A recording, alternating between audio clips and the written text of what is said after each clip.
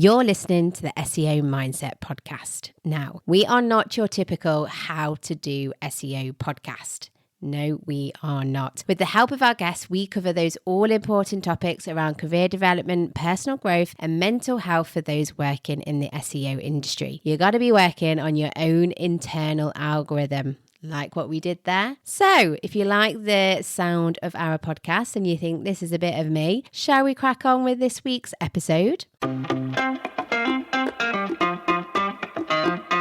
Hi everyone, Tazmin here. Today we're going to talk about luck. So here's the thing. Is it random? Something that happens to other people? You know, the ones that are at the right place at the right time?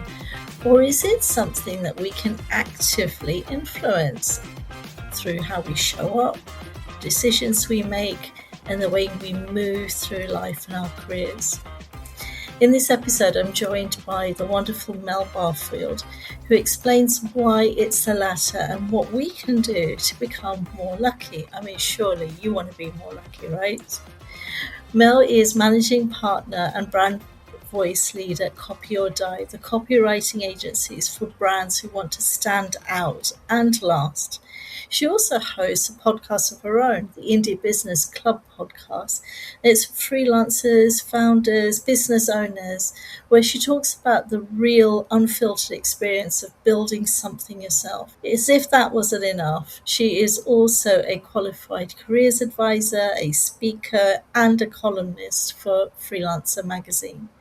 Now, before we get into the episode where she shares so many nuggets, a little reminder that if you're enjoying what Sarah and I are doing with this podcast and would like to support us, then there are links in the show notes where you can, for example, send us a one-off donation or subscribe. I mean, please subscribe. If you're enjoying this podcast, let us know by hitting that subscribe button. All of the links are in the show notes. Now, let's get into the episode and find out more about luck. What is it really? How much of it is perception? And where can we create more of it? And how can we create more of it in our lives and in our careers? Hello, Mel. Thank you for coming onto the podcast. Thank you so much for having me. Mel, I am so looking forward to this, and I'm also equally, if not more so, intrigued because when you reached out to us about recording, the topic that you were suggesting threw me. We're going to be talking about luck. We are, yes. Yeah, luck. Nobody has ever come to us and said, "Can I come and record with you? Talk about luck." Well, I think it's seen as this intangible magical force, isn't it? I think a lot of people think of luck as being something that we can't control, but that's not the case. Whoa. Okay, I'm glad I'm sitting down. All right. So, okay, why did you want to talk about luck? Well, I think, as I say, lots of people kind of class themselves as being unlucky or lucky, and it isn't this thing that's bestowed upon you at birth. You're going to be a lucky child. You're going to be an unlucky child. It's much more to do with the actions, behaviors, attitudes that we have when we go into situations. And it was really sparked by a book that I listened to a few years ago when I was on holiday. Instead of listening to a nice audiobook, fiction book, and properly switching off, I do tend to have business adjacent books when I'm on holiday. Just can't quit. It's the freelancer way. And so I was listening to this book about luck, and everything made sense. And it harked back actually to in a previous life. I was a careers advisor, and we learned about different theories of careers and how people navigate their careers, their work lives. And this one theory back then really stuck out to me. And that was a book actually as well that kind of spoke to me, called Luck is No Accident. And it went into all these different things we can do when we properly look at our career paths. And I'm sure it's the same with you, Tazmin. If you look at the key events or moments in your career, there will be some element of luck, but there'll also be some action that you've taken or some way that you've put yourself in the way of luck, be it good or bad luck. So I think it's something that freelancers in particular, but anyone who does work and gets money for the work, anyone with a career, anyone of working age will benefit from bearing in mind some of these different factors and trying to put themselves in a better position to have those lucky things happen to them. So it's a careers thing. Right. Luck is a career tool. I mean, there will be, look, I am bought into it, but there will be, I'm sure, people listening to this saying this is a load of rubbish because I'm so unlucky. I never win anything. Don't you hear that? You know, when somebody's won that raffle ticket at the Christmas party and they say, I can't believe it, I never win anything. And you know, on a serious slant, there are many stories on LinkedIn talking about how many people are applying for job after job after job and not getting it. And, you know, if I was to say to one of them, oh, you know what, you need to Just put be more yourself in lucky. the be more lucky, they would probably not like me very much. It's a quick way to get blocked. Yes. When I think about when you just said, oh, you would have done things to put yourself in the path of luck, certain scenarios did pop into my head. So tell us, first of all, like the book, what did the book tell you that maybe surprised you or things that you've implemented? Well, it's called The Luck Factor, and it's by Richard Wiseman, and he's a proper real psychologist rather than there are books, and I don't want to poo-poo anything that people believe in, but there was a book a while ago that was massively popular called The Secret, which was all about asking the universe. Just manifest it. Ask the universe. Ask the universe. If you're not getting what you want, it's because you're not asking the universe enough. And there's a bit of truth in that approach of, you know, if you don't ask, you don't get, and you need to notify people. It's not the universe doing the magic. It's the people within the universe that you're managing to get through to. But I do think it kind of reduces luck into being this thing that is an external factor. And while we do want to be able to be in a position where we make the most of external factors and situations, there's a lot we can do within ourselves. And so in The Luck Factor, Richard Wiseman talks about these 4 different factors that lucky people tend to have. So at the start, he categorizes people he does these different experiments. He categorizes people based on their answers to certain questionnaires as either lucky or unlucky people.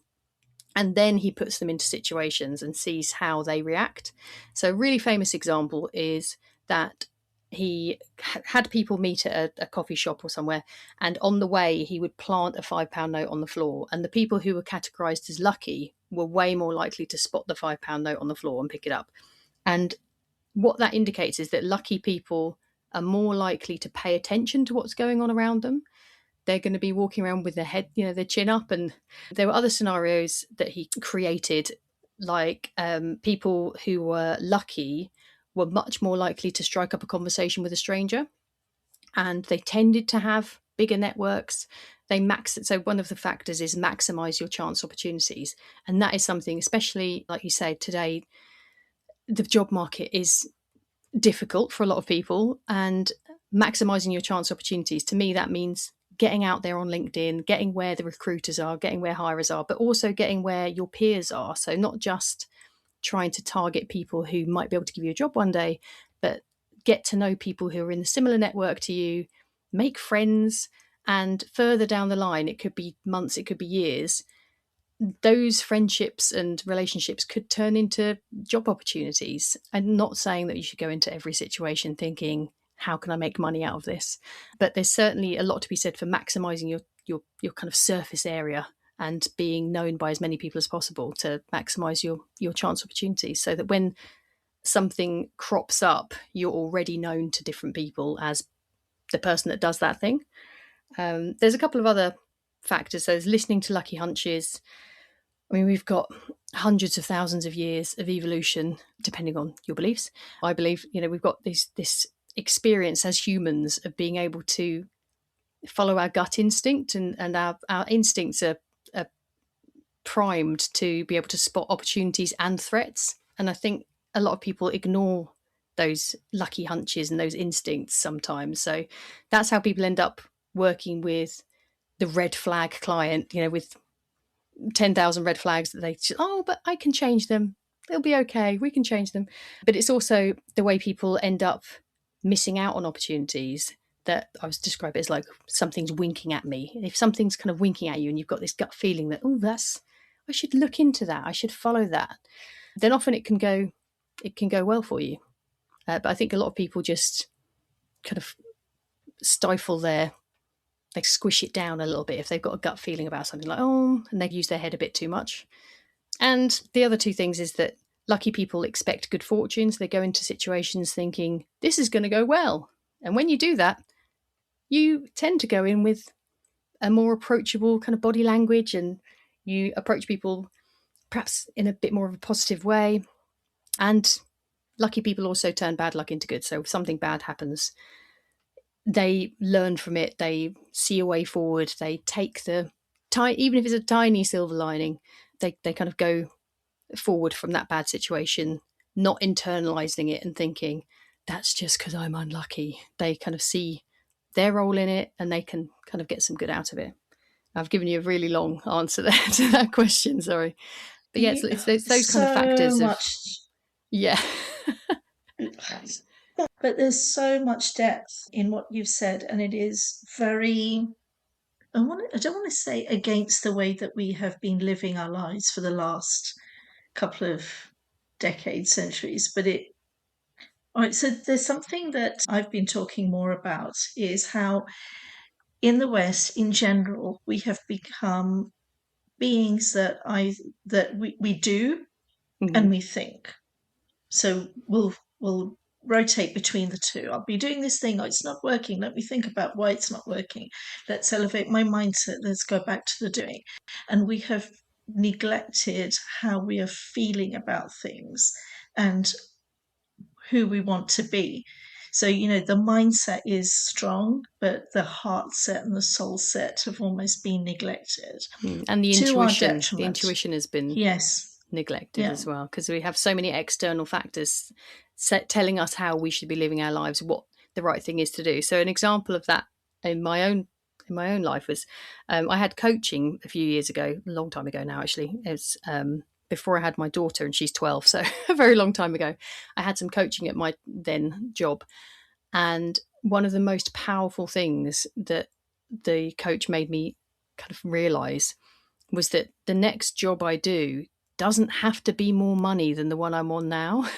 And it sounds such a simple thing, to like a mindset thing, but that was so freeing to kind of have that click in my head of like, well, it doesn't always need to be climbing a ladder when you're working. And especially now, yes, probably 14 years since that conversation, I am all about covering as much area as I can in what I do, because I think there is no guarantee. It's certainly in the kind of marketing field that we work in, there's no guarantee that there won't be something that comes along, like AI in the copywriting industry, that completely changes how people do stuff.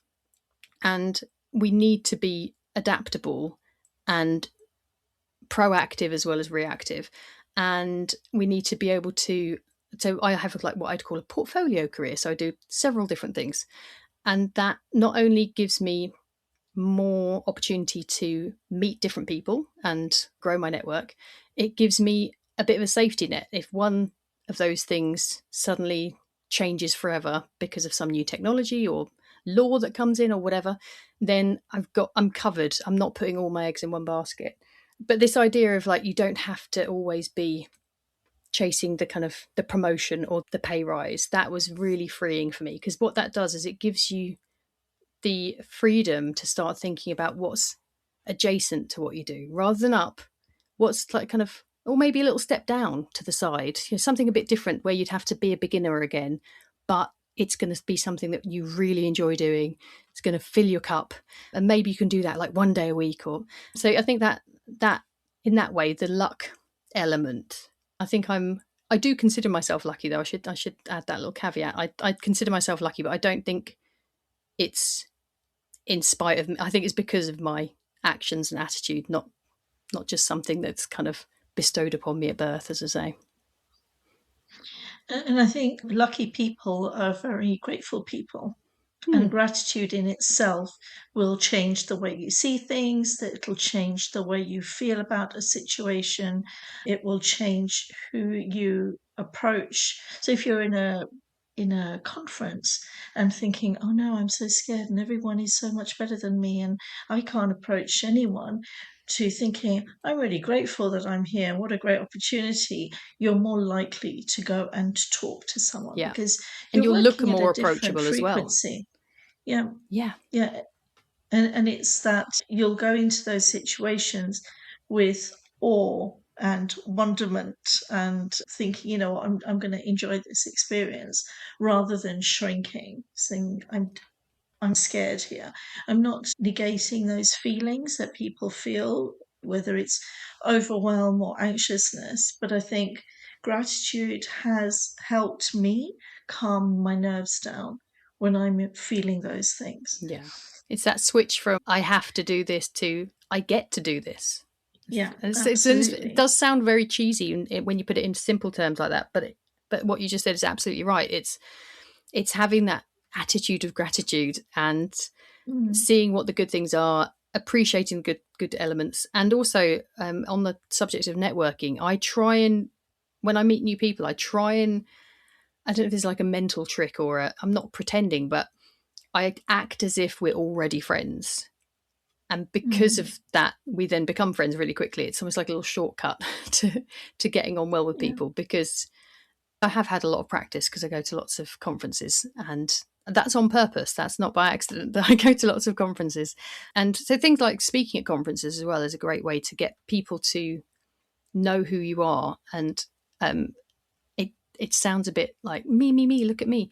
But that is what, especially if you're a freelancer or a founder, you need to get people to look at you, because if they're not looking at you, then they're looking at someone who does what you do.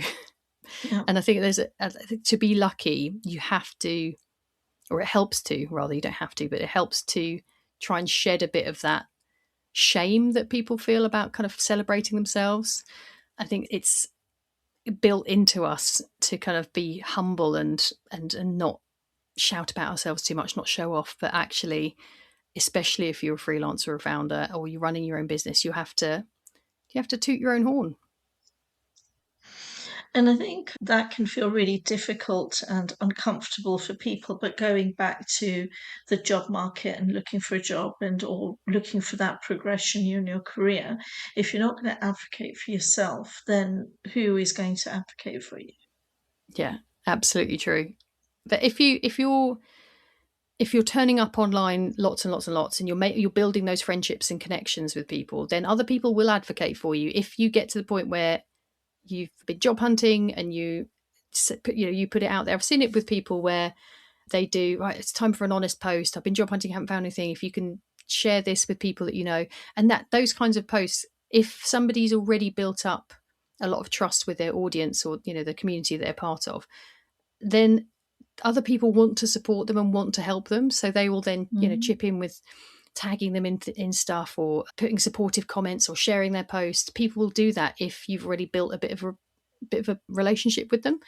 And that's where the luck thing comes in. Somebody who hasn't done all of that work to build relationships might put out a post and say, I'm looking for work. And because they haven't already built the trust and reciprocal respect with people, it won't necessarily go very far because people aren't rooting for you. You want to get to a situation where people want you to do well, and they will then support you to do well and champion you and cheerlead you when you do well. Mm-hmm. And if there is somebody who hasn't built up the network because they consider themselves or they are categorized as unlucky, and then that post doesn't do well, then it's just compounding. Yeah, to them it'll reinforce what they think is true, but actually it's a combination of factors. It's so interesting. It almost becomes a self-fulfilling prophecy, isn't it? It's and it's nothing I've said is brand new information to anyone. It just is helpful to reiterate and reinforce, and I really encourage you, dear listener, please think about a time, like I said to Tazmin, about how you, the moment where something's changed for you in your career, and really look at, I think it really helps to look at what part you played, because then you can identify oh, well, I'm going to put myself, oh, that's because I went to that networking thing. That's how I met so-and-so. And then they said to so-and-so. And then, and it's often like a little kind of butterfly effect that goes 3 or 4 steps to getting to whatever you've ended up doing. So for me, going freelance in the first place was a combination of little things that happened. And one of them was seeing the Freelancer Magazine Kickstarter. And that's something that really kept on winking at me. I just couldn't, I had this instinctive pull towards it. And it was that, and then it was several other little things that happened that led me to going freelance. And I wouldn't have ever found out about that Kickstarter if I hadn't started going on Twitter. So you can always look back, because I was quite a late bloomer joining Twitter. May it rest in peace. I'm really sad that it's not what it once was. So I only joined in like 2020, 2021 or something. And if I hadn't started turning up and getting to know people and connected with Sophie, who's the editor, then all those little tiny steps got me to where I am now. And I think it really helps if you can spend a little bit of time to look back and identify those things in your own life, because then hopefully you'll see why it is worth putting yourself out there, or going to that networking event, or signing up to that conference, or going to a webinar and chatting in the comments. There are so many relationships I've got from doing all those little things that at the time don't take up a huge amount of my energy or resources, but in the longer term it compounds, and the effect is that I'm now very fortunate to say I've got a lovely supportive network of friends and colleagues that I've over the years managed to build up. But without, I think the key thing is like, it's never been, and that's why I quite liked reading it and going, oh, I've done those things, rather than it being like, this is a manual to manipulatively make friends with people. It's the other way around. I've kind of listened to the audiobook and then bought the actual book and read it and gone, oh yeah, this makes sense. This tracks based on my own experiences and other people's experiences. So I think it's all about awareness, really, and making sure that you're aware of what you're interested in, what you want to be doing, and then start communicating that to other people. That's really, really brilliant. I have a story to share, but I think let's do it after the break, and then maybe we can weave through those 4 points again and talk about maybe a practical thing. I know we've already shared some, but maybe a few others, not to be that manipulative person, but just to get people thinking about, maybe I did do that. Maybe I'm just not focused on it. So let's chat after the break. Now, most marketing teams are still optimizing for clicks, but the way people discover brands has already changed. Today, decisions are happening inside AI platforms like ChatGPT, Google's AI overviews, and Gemini, where there's no ranking page, no 10 blue links, and often no click at all. So the question becomes, is your brand showing up when decisions are being made? Previsible helps companies answer that question and, more importantly, act on it. They work with growth teams to understand their visibility across AI platforms, identify where they're being cited or ignored, and build strategies across content, technical SEO, and authority to actually move that presence. Because this isn't just about traffic anymore, it's about influence. If you want to understand how your brand shows up in AI-driven search and where the opportunities are, you can get a clear view in just a few minutes. Simply go to previsible.io or find the link in the show notes. Mel, well, part one was incredibly exciting and interesting, and it's got me thinking about something that happened recently. And when you talk about ideas and so on and so forth. So years ago, I was part of this business coaching cohort, and in there were 2 people. One who she has gone on to be a fertility expert, and the other person who's all into the space of health supplements. Anyway, I was thinking about raising money for a particular cause, and all of the past that I had tried hadn't got me anywhere. So I'm on the train going to London with my daughter. And as a freelancer, I never really switch off, right? You're always thinking. So I was thinking, what can I do? What can I do? And then we were coming up to Ramadan. And I thought, oh, why don't I do a WhatsApp group for a group of women to help them stay motivated and be self-compassionate with each other so that they get something out of the month. I thought, okay, that's a good idea. I like that idea. And then I was messaging my friend, this fertility expert, and she said, oh, why don't you do £30 for 30 days and all of the money goes to charity? So yeah, I like that. And then I remembered my friend Zed, who had connections with certain charities. He lives in Doha. I think it's Doha. So then I'm texting him and he said, I've got somebody who's got a charity and they put 100% into the cause that you're interested in. I'll get you in touch with them. Within the space of the train ride to Euston, which, as you know, is not very long at all from Milton Keynes, like 40 minutes, I suddenly had the contact details. And by the end of the weekend, so this was Saturday, by the end of Sunday, he said, absolutely, let's work together. Monday it was launched, and I said my aim was for 30 women. By the end of that week, so Saturday to Saturday, I think I had 23 women, and it was done. Fantastic. And you can you can see where the relationships you already had. Then it's sometimes it is that, like, it's not necessarily the person that you know, it's someone that they know.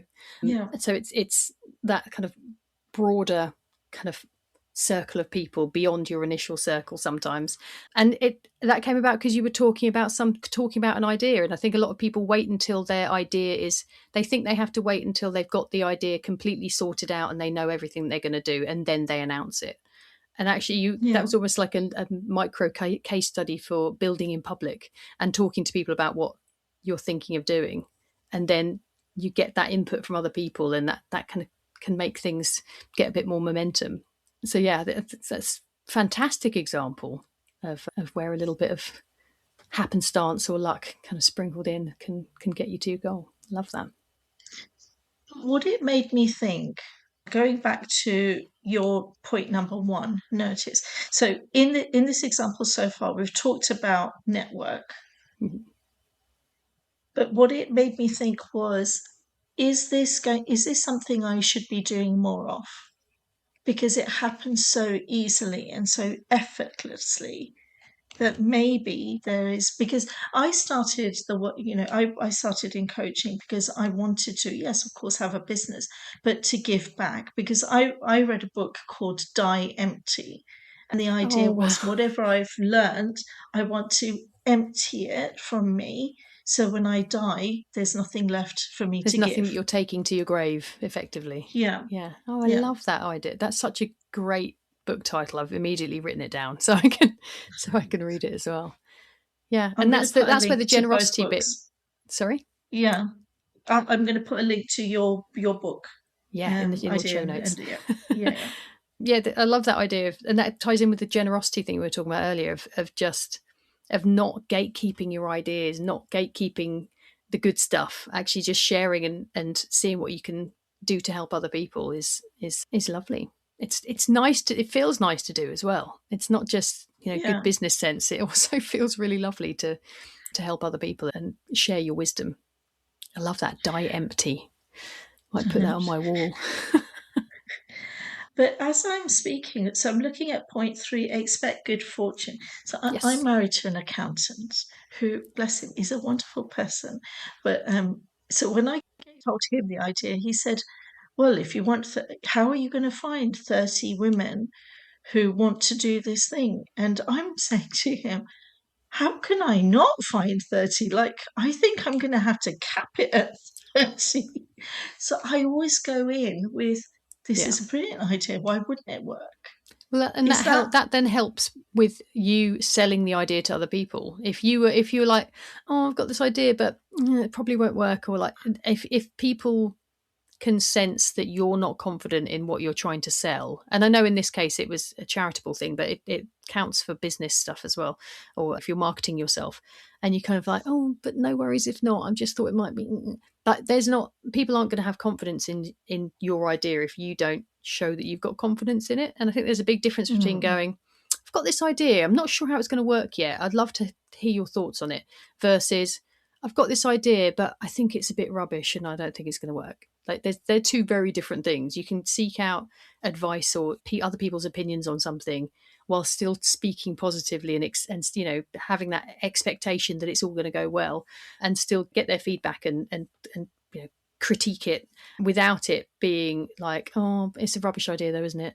And I think that's the expecting good fortune element of luck. I think if we talked earlier about going into networking situations, if you go in thinking no one's going to want to talk to me, this is going to be a horrible day, you're just going to radiate that. Like that's what people, no one's going to want to come and they might, if you're in a particularly lovely place. I go to the marketing meetup sessions, and that is a place where if you do turn up looking a bit kind of inward facing and not looking like you want to talk to anyone, that is a situation where someone will probably come up and be like, oh, hi, how are you? But if you're in a cutthroat normal networking situation, you might be radiating this please don't talk to me kind of energy. Whereas if you go in thinking, right, I'm going to try and get 5 new friends today, and it's not going to be for business purposes necessarily, but maybe one day it will be. I just want to make some friends, I want to talk about this particular thing I'm interested in, and you go into a situation with that positivity, then people are drawn to that. And it's a mindset thing as well. Is it Henry Ford who said, whether you think you can or can't, you're right, or something like that, some wording like that. Our brains, they're very powerful. And if we go into something thinking, if you're trying a new skill and you think, I'm going to fall over, you probably fall over. It's where the brain leads, the body follows sometimes. It's so true. And the thing is, it's exciting as well. I'm sorry, go on. Energy doesn't lie, as you were saying about the conference. Yeah, and if you can get excited and confident about what you do, and you go into conversations with that kind of energy, I just think it makes all the difference. It makes all the difference. So yeah, lucky people do tend to go into situations thinking they're going to turn out well. And it becomes, again, it's that self-fulfilling prophecy thing. Yeah. That's not to say that I don't want to negate anyone's, horrible things happen in life that you genuinely don't have any power over. And I don't want to be flippant about that, because there's, people have awful health situations, terrible tragedies happen. And I'm not trying to say that it's anyone's fault when that does happen. So I just want to get that my little caveat in there, that I'm not saying that horrible things don't happen with, no one being to blame at all. But there is often then, after that, the way people deal with a horrible situation can change how their life continues going forward. And I just want to get that in there, that I'm not saying that it's all sunshine and rainbows and lollipops all the time, but we do have the power to control some aspects in our lives. And I think a lot of people don't take control of situations, not the serious situations obviously that I just mentioned, but when we're talking about career stuff in particular, and the opportunities. I'll give you a little tiny example. When I first went freelance, I'd switched in my late 30s to being a copywriter, and I was like, I've got so much catching up to do, and I just thought, I'm going to put it out there that I want to be an intern. I'm going to see if anyone will take me as a digital intern, because I've got 2 children. I couldn't be an actual physical intern in the office. And a lot of people were like, what? But you're like, because I'd already built up a bit of a presence on LinkedIn, on Twitter in particular. And it was this odd thing that people were like, really? Because it was unusual for a then 38-year-old woman to go, I'd like to be an intern. It got quite a bit of attention, and I think showing that I was willing to get stuck in and learn was quite appealing to people. And it was, I just don't think enough people put themselves out there in that way, because though I didn't get to be an intern, because it was just the logistics just didn't work. No one would take me, because I was only able to be like virtual meetings, so it didn't quite work. But as a result of people sharing and commenting on that post, I had about 4 or 5 lovely conversations one-to-one with more experienced people in the industry who just said to me, I can't give you an internship, but I'd love to like jump on a call and give you, my years of wisdom and help in whatever way I can. And that was amazing. And that's one of those situations where I was like, I'm just going to put it out there, just going to, hopefully something good will come from it. And it did. There is a lot of wisdom in what you've said, and it takes you to point number 4, turning some bad into good. You didn't get the internships, but you are grateful for the conversations that you've had, and these are new relationships, which I'm sure have led to many more really great conversations and perhaps even opportunities. And when we talk about resilience shouldn't be a slog. Well, it can feel like a slog when you don't wrap it up with gratitude and being able to see the silver lining. If all it is I've had a rubbish day or another bad interview and now I've got to pick myself up and get on with it, that's going to feed into your energy, and each interview is going to feel harder and harder and harder. All right, so we have almost run out of time, and I know I've got a few wrap-up questions, but just one last question. If somebody's listening to this and feel that they are not very lucky, what could they start doing to feel different? It's a really tricky thing, because it's really easy for me to go, just think that you're lucky. But there is definitely something to be said for fake it till you make it. So if you can try and look back into your past, I'm sure there will have been a time where you have had some good fortune or something has gone your way. So try and just, as we said earlier, look back at what those things are that you did previously when you have had a better kind of run of good fortune. But also the thing that I encourage everyone to do is to start. I've got a whole talk I do called Get Over Yourself and Post. And I think a lot of people who don't feel very lucky, often when you look at their social media presence, they aren't necessarily the ones that are putting themselves out there and making those connections. So yeah, the one thing I'd say to start doing differently is to post more online, but make sure that you're posting positive things. I don't want to be like toxic positivity over here, but I sometimes see people who do feel unlucky talking an awful lot about the bad things that have happened to them on LinkedIn. And I'm really choosing my words carefully, because I'm not the LinkedIn police. I don't want to say everyone has to be all toxically positive all the time. But if people take a step back and think, what would a client or a hiring, a recruiter or a manager who's looking to hire someone, what would they think of this post I'm putting out there? If I'm all constantly saying that I haven't had any work for 6 months and that things are really, really bad at the moment, is it going to inspire confidence? Those kinds of posts and conversations are invaluable if it's in an enclosed, safe community space where you're talking to other people in the same boat and you're getting support. I'm not saying don't seek out support, but a professional network like LinkedIn, if you've got people looking to hire someone and all you're ever talking about is bad stuff, or all you're ever talking about is how unlucky you are because you've been rejected for this, and this, it doesn't always give the best impression, and it isn't going to set you up to be lucky in future. I don't think. But as I say, I feel a bit.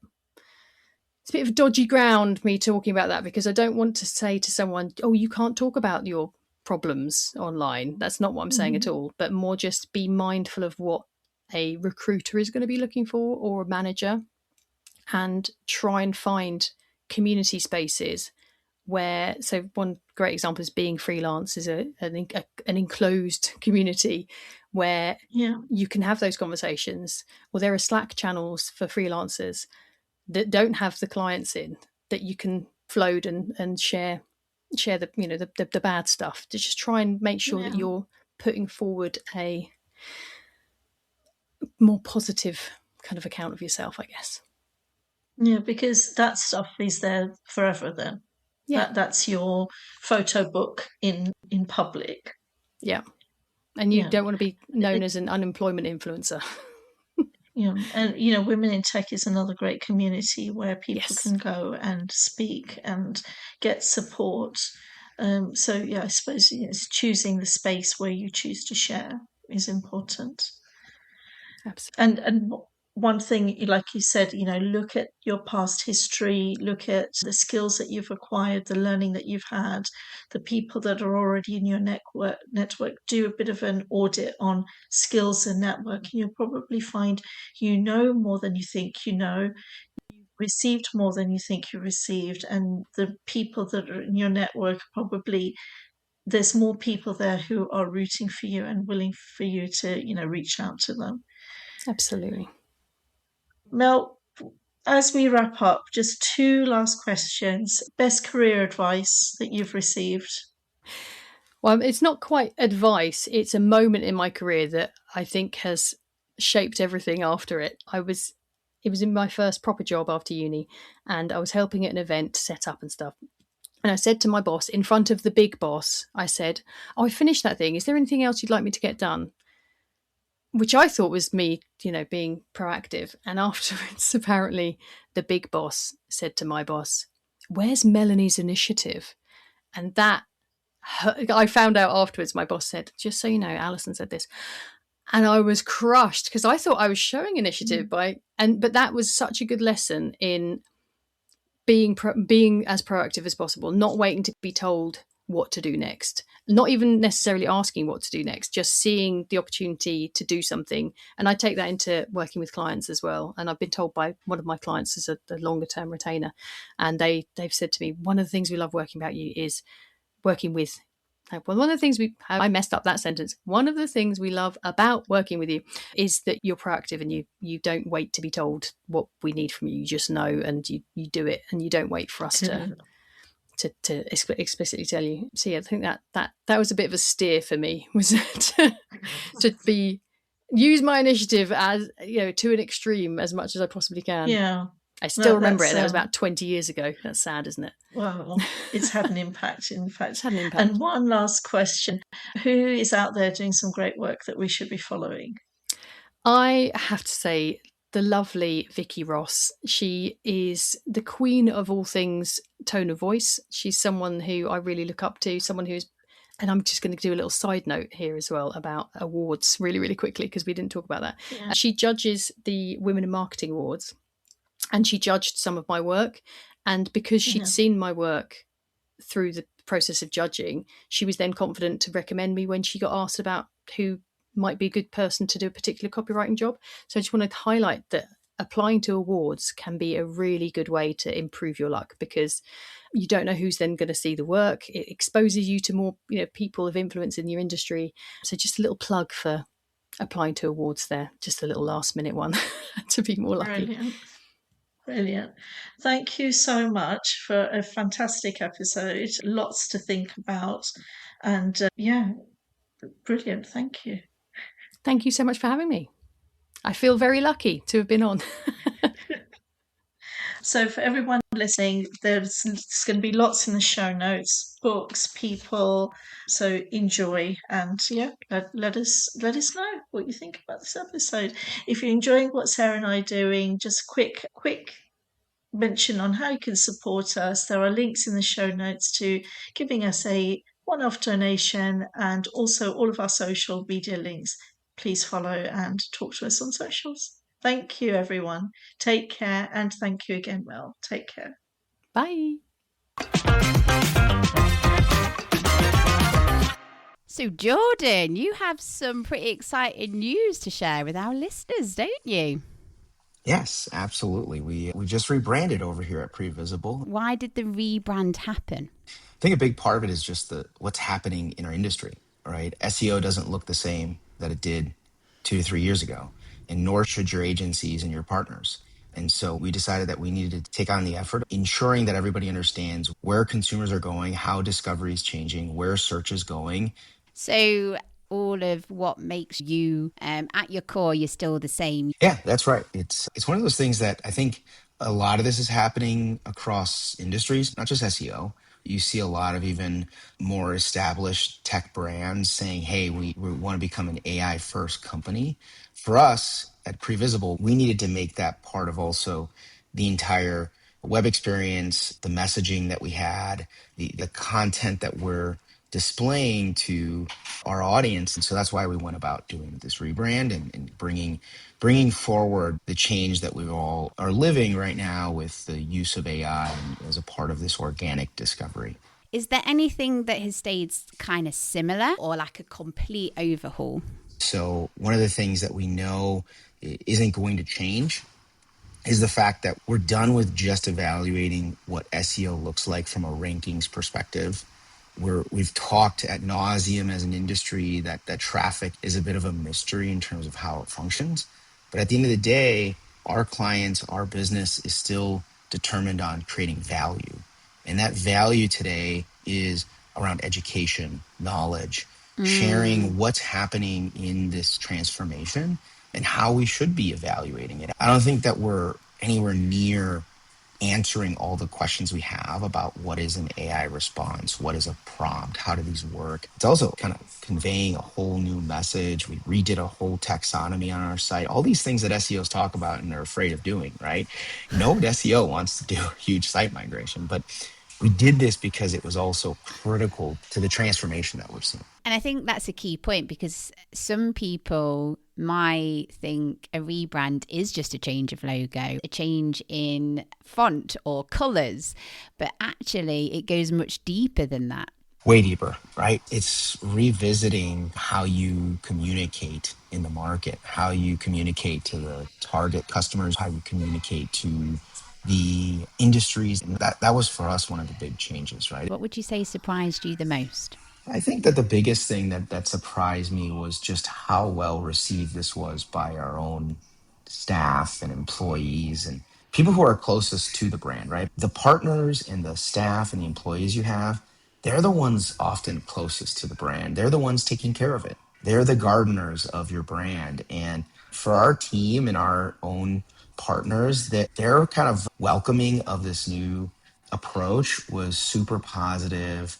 So many people were not only complimenting it, but embracing it, right? I mean, changing without even being asked, right? Like changing their LinkedIn, they're changing their email signatures, updating all these assets that we use to communicate. So it's that kind of energy that was really the most rewarding piece of this effort. So, what is next on the horizon for you guys? First one is more research, right? I really pride ourselves on being this data-driven organization. So we're going to continue to publish more research on what LLMs are doing, how AI search is changing, what metrics, lead or otherwise, are useful to use in our industry. I think number two is an evolution of how we serve our clients. It really not just bringing forward this genuine, impactful, confident approach that we've had that is part of our core values, but also incorporating that into more scalable ways for our clients to access information.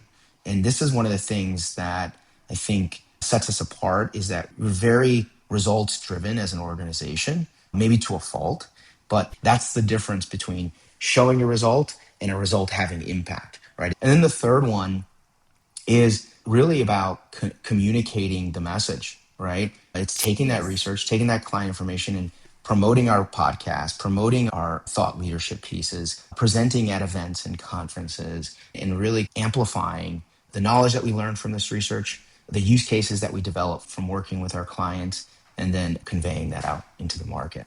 On your point of publishing more data research, listeners, stay tuned because coming up in the next few episodes, we'll have something to share on that, won't we, Jordan? Absolutely. Yes, so stay tuned. Where can listeners see this lovely new rebrand in action? Yeah, previsible.io, that's our website. You can definitely check out more of our information, our research, our content there. Check out the work that we're doing on LinkedIn. it can be a very useful tool for information and knowledge. And I want to advocate, follow us on LinkedIn, connect with us on YouTube. Fabulous. I will make sure that in the show notes there will be a link to the website, link to LinkedIn, and link to YouTube as well. Search has changed, but most strategies have not. If you're still measuring success purely on rankings and clicks, you're missing where the real decisions are happening. Previsible helps brands understand and grow their visibility across AI platforms, so you're not just present, but you're actually chosen. If you want to see where your brand stands and how to build trust in AI-driven search today, simply visit previsible.io or find the link in the show notes.